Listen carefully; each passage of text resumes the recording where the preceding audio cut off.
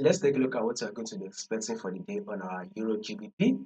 Now, to those of you that are yet to subscribe, be it you are new and you are not yet subscribed, make sure you do want to click on the subscribe button, like, share, make your comments, and also make sure you follow the Telegram channel so you will not miss out on any single update. You will find the link to the Telegram in the comment section. Now, if we take a look at it, we are now in an uptrend move on our Euro GBP. So remember previously we were in a downtrend move. This was the previous movement. This was the previous trend on our Euro GBP. Market has literally trending to the downside. As you can see, the series of lower low and a lower high playing out. So once market plays a lower low, to eventually follow up lower high, then a lower low and then a lower high, then lower low and a lower high. Then this is also a lower low, right? Now, if you take a look at this also, market has now reversed and it has now changed its trend. We are now in an uptrend move.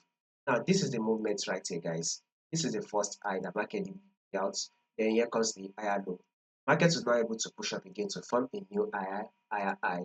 Here comes the higher low. Market was now able to push up again to form a new higher high. And here comes what? Higher low, right? Now, markets are now able to push up to form a new higher high. That is what we'll be expecting.